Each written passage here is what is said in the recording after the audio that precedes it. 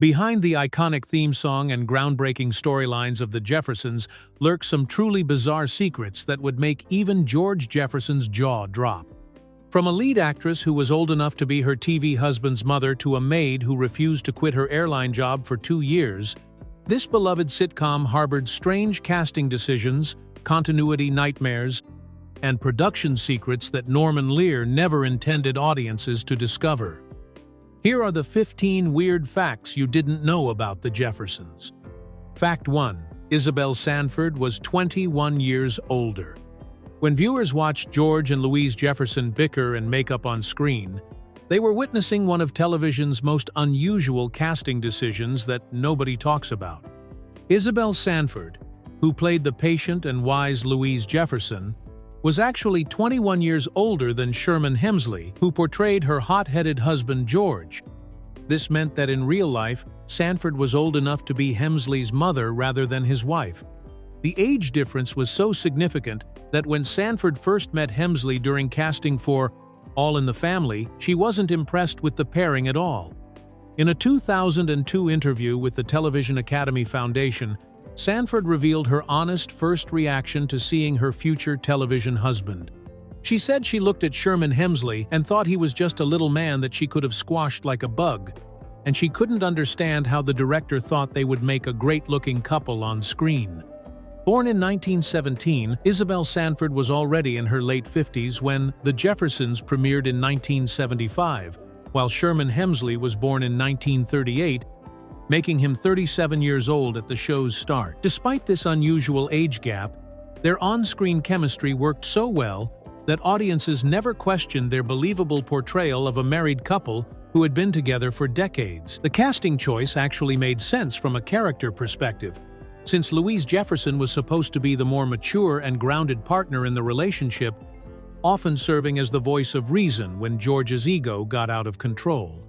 Sanford's natural dignity and motherly presence helped establish Louise as the emotional anchor of the Jefferson household, even though viewers had no idea they were watching an actress who could have literally been George Jefferson's mother in real life. The age difference remained one of the show's best-kept secrets throughout its 11-season run. Fact 2. Marla Gibbs kept her airline job. Most actors would immediately quit their day job after landing a role on a hit television show, but Marla Gibbs had a very different approach when she was cast as Florence Johnston, the sharp-tongued maid on The Jeffersons. Despite appearing on one of the most popular sitcoms on television, Gibbs continued working her full-time job as a United Airlines reservations agent for 2 entire years after joining the show. Gibbs had been working for United Airlines for 11 years when she got the role of Florence in 1975, and she wasn't about to give up the security of her steady paycheck for something as unpredictable as show business. Her reasoning was simple and practical, as she explained in interviews years later.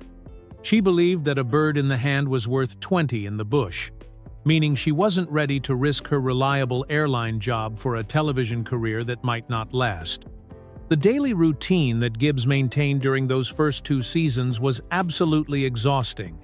She would film The Jeffersons at the KTTV studio during the day, then immediately drive to the United Airlines reservation office on 6th Street in downtown Los Angeles to work her shift from 5:30 in the evening until 11 at night.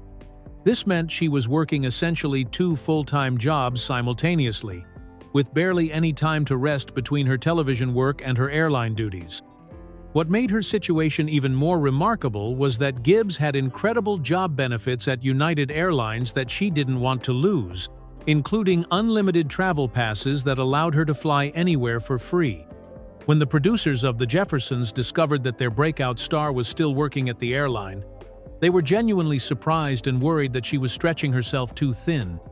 Producer Bernie West eventually convinced Gibbs to take a leave of absence from United Airlines by offering to cover her additional expenses, finally allowing her to focus entirely on her television career during the show's 3rd season. Fact 3. The show was canceled by newspaper. After 11 successful seasons on the air, The Jeffersons came to an abrupt and shocking end in 1985. But not in the way anyone expected. Sherman Hemsley, who had played George Jefferson for over a decade, found out that his show had been canceled in the most impersonal way possible when he opened up his morning newspaper and read about it in the entertainment section.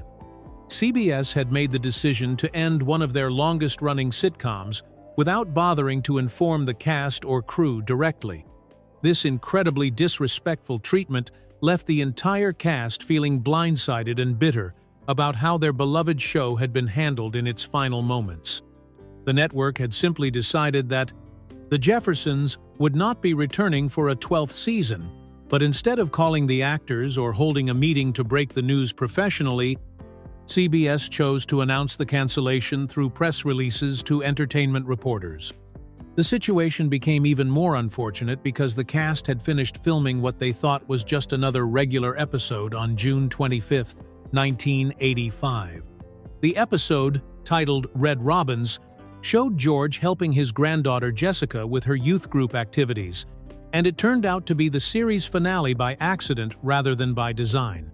None of the actors knew they were filming their last scenes together, which meant there were no emotional goodbyes, no final speeches, and no proper closure for characters who had become like family to both the cast and the viewing audience. The lack of a planned series finale also meant that storylines were left hanging and character arcs remained unfinished, since the writers had no idea they needed to wrap up 11 years of television history.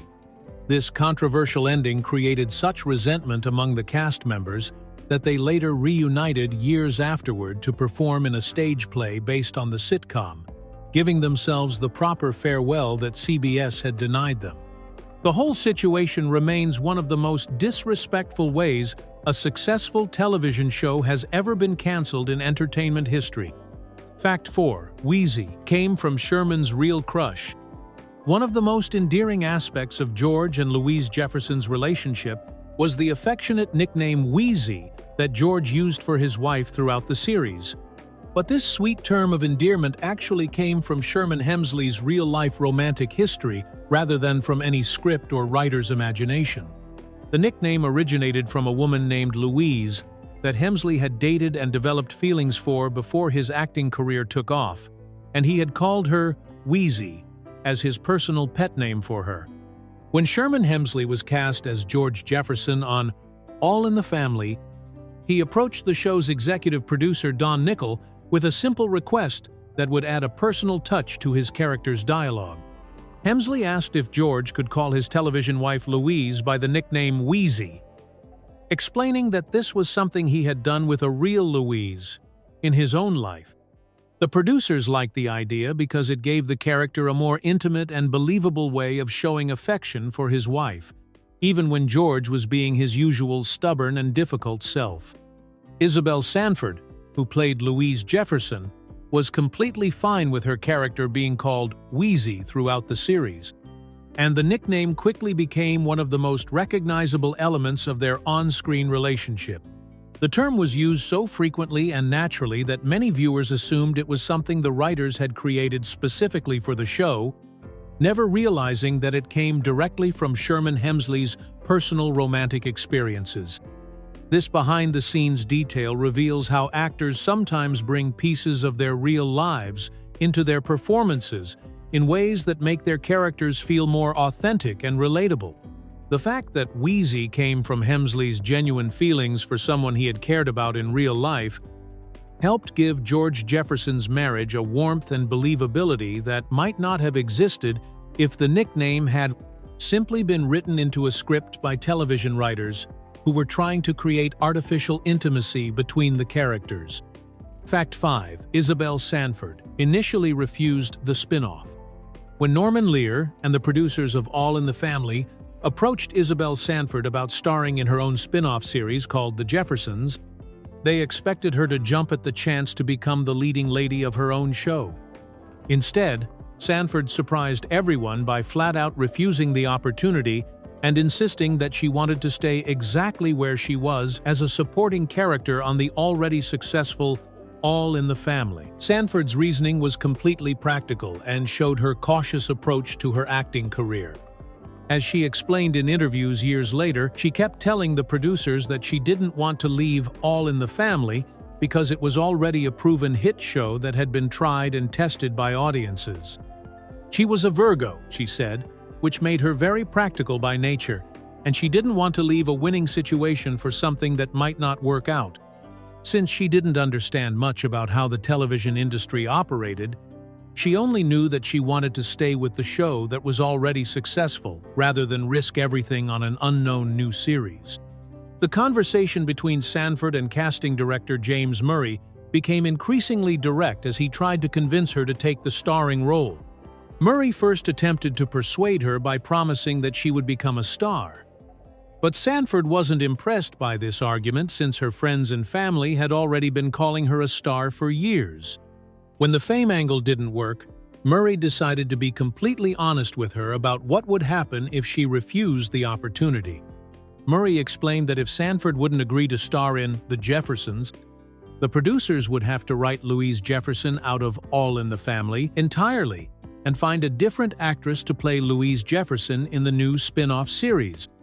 This ultimatum completely changed Sanford's perspective on the situation because she had assumed they would simply cast someone else as the spin-off Louise while allowing her to continue playing the original Louise on All in the Family. Once she realized that refusing the spin-off meant losing the character altogether, Sanford immediately agreed to make the move to The Jeffersons. Fact 6. The hallway layout made no sense. Throughout the 11-season run of The Jeffersons, viewers witnessed a recurring continuity error that created a geographic impossibility in the apartment building's hallway layout, and once you notice this mistake, it becomes impossible to ignore. Characters would constantly exit the Jefferson apartment and immediately turn left, which according to the established floor plan, should have led them directly into their eccentric British neighbor Harry Bentley's front door, rather than toward the elevator or anywhere else they actually wanted to go. The problem stemmed from how the set designers had arranged the apartment hallway for filming purposes versus the logical layout that the dialogue and storylines suggested.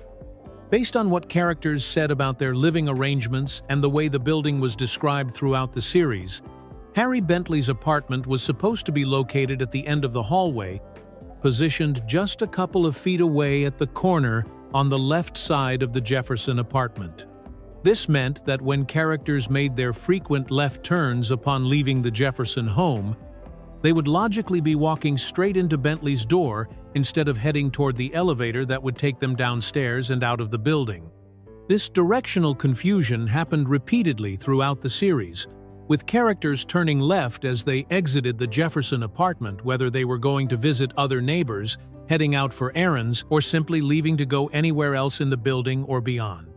The mistake was so consistent that it suggests the actors were following stage directions that prioritized camera angles and filming logistics over maintaining the realistic geography of the apartment building.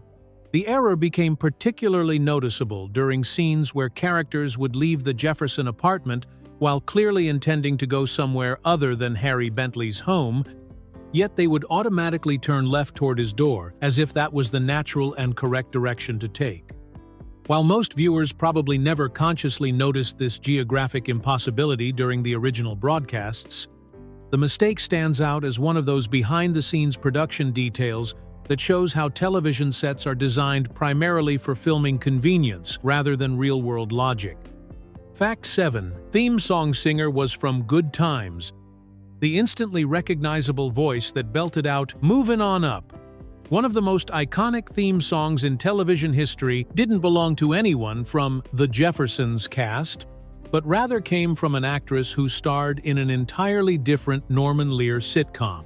Jeanette Dubois, who provided the powerful lead vocals for the theme song, was actually known to television audiences as Willona Woods, the sassy neighbor character on Good Times, which was another popular show in the Norman Lear family of sitcoms. Dubois not only sang the theme song but also co-wrote it alongside legendary songwriter Jeff Barry, who was responsible for classic hits like Be My Baby and Then He Kissed Me. The collaboration between Dubois and Barry created one of the most uplifting and memorable television theme songs ever recorded, complete with a 35-member gospel choir, providing the rich background vocals that gave the song its distinctive sound. What makes this crossover even more interesting is the personal story behind how Dubois came to write the lyrics for Movin' On Up. According to her daughter, Kesha Gupta Fields, Dubois wrote the song as a promise to her own mother, expressing her dream that when she achieved a certain level of success and stardom, she would be able to move her mother into a deluxe apartment, just like the one the Jefferson family enjoyed in the show. The choice to have Dubois perform the theme song created an unexpected connection between two of Norman Lear's most successful sitcoms, even though Good Times and the Jeffersons existed in separate fictional universes with different characters and storylines. While viewers heard Dubois' distinctive voice every week as they watched the Jefferson family's opening credits, many probably never realized they were listening to Willona from Good Times, creating one of those hidden connections that linked the Norman Lear television empire together in ways that weren't immediately obvious to audiences at the time. Fact 8. There were two different Lionels.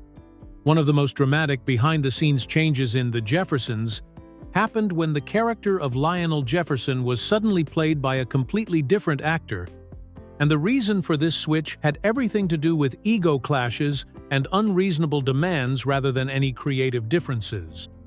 Mike Evans, who had originated the role of Lionel Jefferson on All in the Family, and continued playing the character when the show spun off into The Jeffersons, left the series after making outrageous demands that shocked even seasoned television producers. Mike Evans had significant behind-the-scenes involvement with Norman Lear's productions beyond just his acting role, since he had co-created the hit sitcom Good Times and worked as a writer on several shows.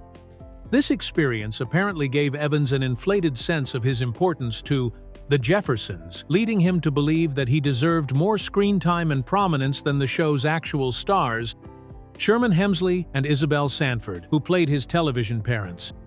According to Jimmy Walker, who played JJ, on Good Times, Mike Evans made his demands crystal clear to Norman Lear during a holiday party, essentially threatening to walk away from the show unless he received the expanded role he felt he deserved.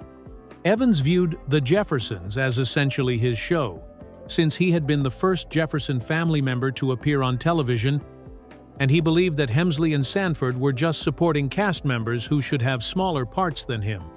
Norman Lear was completely unmoved by Evans's ultimatum and responded by consulting with Alan Horn, who was the accountant for Tandem Productions and would later become the chairperson of Walt Disney Studios. When Horn confirmed that releasing Evans from his contract would cause no legal problems whatsoever, Lear immediately let Evans go.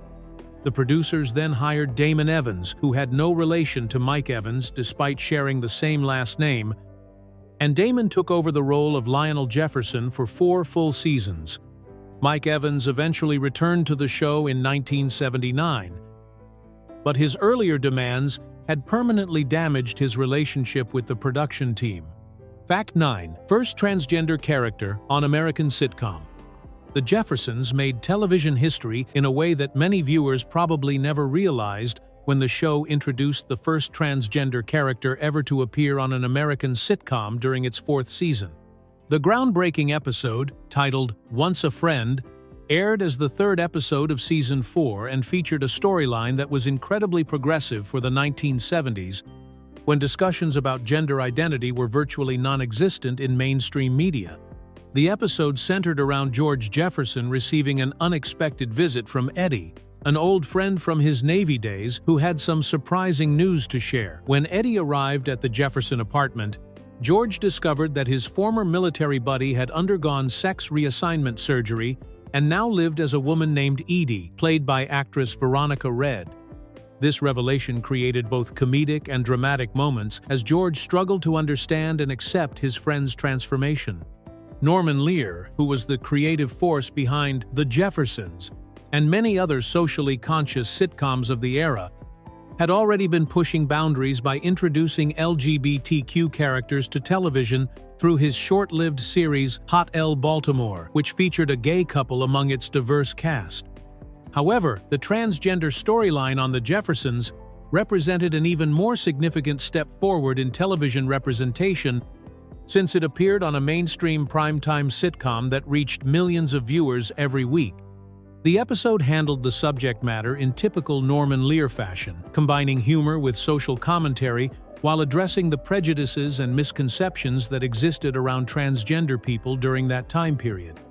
George's initial reaction was one of confusion and discomfort, which reflected the attitudes that many viewers probably shared. But the storyline also showed his gradual acceptance and understanding as he reconnected with his old friend. The episode also created some comedic confusion when Louise Jefferson became suspicious about George spending time with someone named Edie, not realizing that this was actually his former Navy buddy Eddie, leading to misunderstandings about whether George was having an affair. Fact 10. Roxy Roker was Lenny Kravitz's mother. One of the most surprising celebrity connections in television history involves Helen Willis, the groundbreaking character who was part of the first interracial married couple shown on primetime television, because the actress who played her was actually the mother of rock superstar Lenny Kravitz. Roxy Roker, who portrayed Helen Willis throughout the Jeffersons' 11-season run from 1975 to 1985, gave birth to the future Grammy-winning musician on May 26, 1964, just over a decade before she became famous for her television role. Roker's real-life marriage closely mirrored her groundbreaking television storyline, since she was married to Cy Kravitz, a white television producer who worked for NBC News, making their relationship an interracial marriage during a time when such unions were still controversial in many parts of America. This personal experience undoubtedly helped Roker bring authenticity to her portrayal of Helen Willis, who navigated similar social challenges as part of an interracial couple living in an upscale Manhattan apartment building. Lenny Kravitz has spoken openly about how much his mother meant to him and how he continues to honor her memory decades after her death from breast cancer in 1995. In recent interviews, the musician has revealed that he still watches old episodes of The Jeffersons when he misses his mother, telling reporters that he feels very fortunate that she was on television because he can turn on the show and see her whenever he needs comfort. The family's artistic legacy has continued into the next generation through Lenny's daughter, Zoe Kravitz, who has become a successful actress in her own right, with starring roles in films like The Batman and the HBO series Big Little Lies. When Zoe hosted Saturday Night Live in 2022, Lenny posted on social media about how surreal it felt to see his daughter performing in the same building where his mother had worked decades earlier, since Roxy Roker had met Cy Kravitz when they both worked at NBC's offices in Rockefeller Center, the same location where Saturday Night Live is filmed. Fact 11. The apartment building is real. Unlike many television shows that use fake building exteriors or studio mock-ups for their establishing shots, The Jeffersons actually featured a real Manhattan apartment building that fans can still visit today and instantly recognize from the show's opening credits. The building used for the exterior shots of the Jefferson family's deluxe apartment in the sky is called Park Lane Towers, and it's located at 185 East 85th Street, right between Lexington and 3rd Avenues on Manhattan's Upper East Side. Park Lane Towers is immediately recognizable to any fan of the show because of its distinctive round balconies that appear prominently in the opening credits sequence, where viewers see George and Louise Jefferson arriving at their new home in a taxicab. The building was constructed in the 1960s and stands out from other apartment buildings in the neighborhood because of these unique, curved balconies that give it an unmistakable architectural character that made it perfect for television. During the show's opening credits, viewers can see a moving van pulling up to the building's entrance, followed by the famous shot of George Jefferson doing his signature confident strut as he walks into the lobby after being dropped off by the taxi.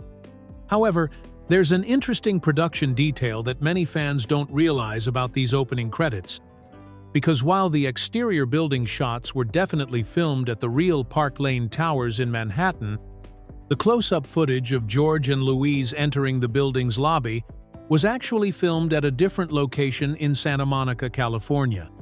The choice to use a real Manhattan apartment building rather than a Hollywood soundstage gave The Jeffersons an authenticity that many other sitcoms of the era lacked, since viewers could see an actual Upper East Side neighborhood that looked exactly like the kind of place where a successful dry-cleaning business owner might realistically be able to afford to live. The building is located in the Yorkville neighborhood, which experienced significant high-rise development during the post-war years and represented exactly the type of upscale but attainable housing that the Jefferson family's economic success would have allowed them to purchase during the 1970s. Fact 12. Show changed time slots 15 times. In one of the most unusual scheduling decisions in television history, the Jeffersons was moved to different time slots at least 15 separate times during its 11-year run on CBS, which was extremely rare for a popular and long-running series that consistently drew loyal audiences. Most successful sitcoms find a comfortable home in the television schedule and stay there for years at a time, allowing viewers to develop reliable viewing habits and tune in at the same time each week without having to constantly check their TV guides. The frequent time slot changes created a confusing situation for fans who had to constantly adjust their schedules to keep up with when their favorite show was airing, since the Jeffersons bounced around the weekly schedule in ways that defied the normal logic of television programming.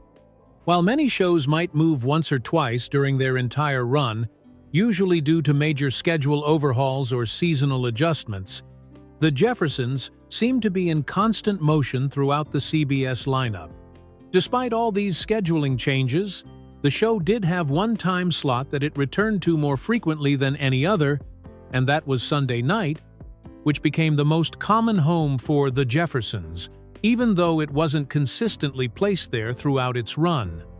Sunday evening was traditionally considered a prime time for family viewing, which made it a logical choice for a sitcom that dealt with both comedic family situations and important social issues that could appeal to viewers of different ages. The constant schedule shuffling becomes even more puzzling when you consider that The Jeffersons was actually a ratings success for most of its run, achieving impressive viewership numbers that should have earned it a stable and prominent place in the CBS lineup. The show ranked as the number 4 program on television during its first season in 1974 to 1975, and it remained in the top 30 for several years afterward, even reaching number 3 overall at the end of the 1981 to 1982 season, when it was only surpassed by Dallas and 60 Minutes, both of which were also CBS programs. Fact 13. Franklin Cover Road, the bus to work.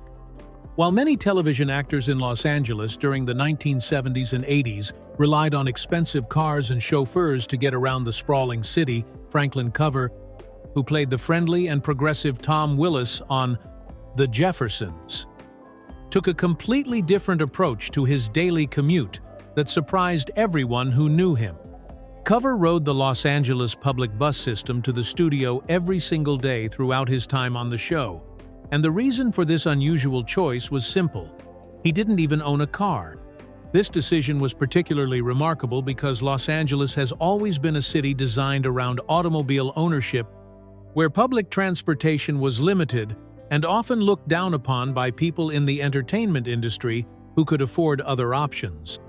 Cover's choice to take the bus demonstrated a practical and down-to-earth attitude that was far removed from the typical Hollywood lifestyle that most successful television actors embraced during that era. Cover's transportation situation reflected his overall approach to working in Los Angeles, since he maintained his primary residence in New York City and only rented a temporary apartment on Sunset Boulevard during the months when The Jeffersons was in production. This arrangement meant that Cover was essentially living like a visitor in Los Angeles rather than establishing himself as a permanent resident, which made owning a car seem unnecessary and impractical for his particular circumstances. The actor's commitment to using public transportation also showed a level of environmental consciousness and urban practicality that was ahead of its time, especially in a city like Los Angeles, where car culture dominated every aspect of daily life. Cover's willingness to navigate the bus system demonstrated the same kind of progressive thinking that his character Tom Willis displayed on the show, where he was often portrayed as someone who challenged conventional social expectations and wasn't afraid to take positions that others might find unusual or uncomfortable. This behind-the-scenes detail about Cover's daily routine provides an interesting contrast to the wealthy lifestyle that his character enjoyed on the show, where Tom Willis lived in an upscale Manhattan apartment building and presumably had access to all the conveniences that his successful career would have provided. Fact 14. Controversial interracial kiss was nearly cut. One of the most groundbreaking moments in the Jeffersons pilot episode almost never made it to television because CBS executives were terrified of the controversy that would result from showing an interracial kiss primetime television in 1975. The scene in question featured Tom and Helen Willis, the interracial married couple who lived across the hall from the Jeffersons, sharing a kiss after leaving George's apartment, following a heated argument where George had insulted them with his typical bigoted remarks. The kiss took place in the hallway outside the Jefferson apartment, where Tom and Helen were having a private conversation about the difficult encounter they had just experienced with their new neighbor. The scene was written to show that, despite the prejudice and hostility they faced from people like George Jefferson, Tom and Helen's relationship remained strong and loving, with their kiss serving as a powerful statement about the genuine affection that existed between them as a married couple.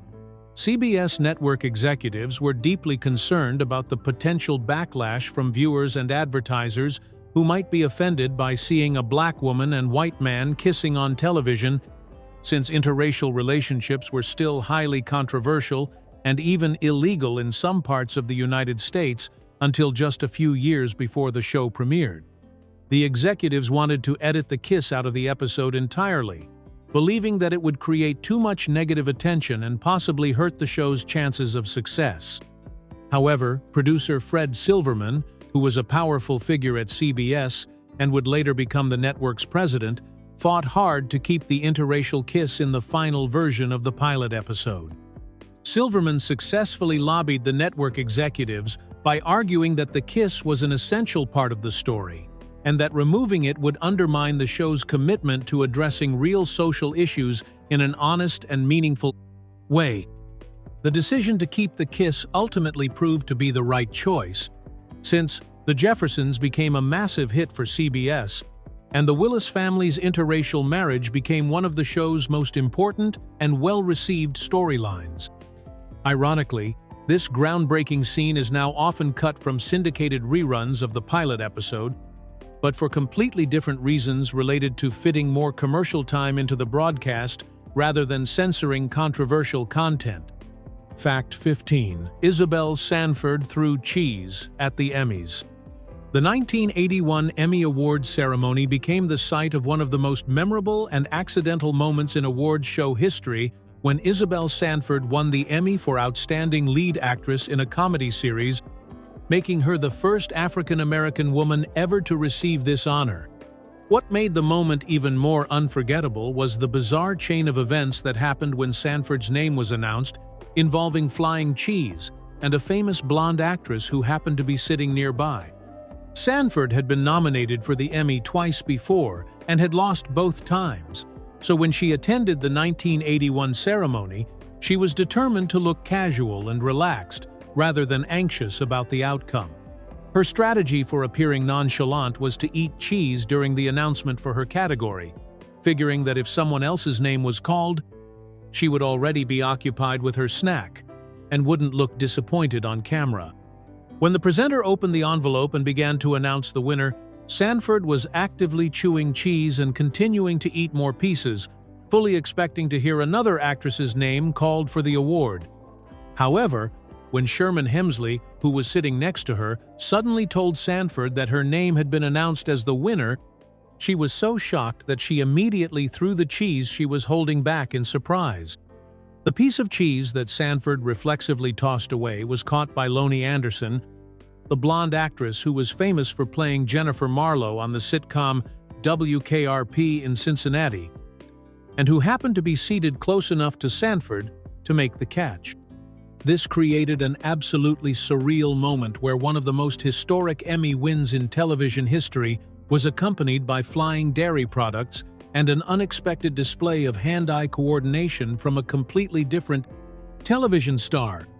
Sanford was still chewing the cheese in her mouth when she got up to accept her groundbreaking Emmy Award, making her acceptance speech one of the most unusual in awards show history. The incident perfectly captured Sanford's down-to-earth personality and her genuine surprise at winning an award that represented such a significant milestone for African-American actresses in television comedy.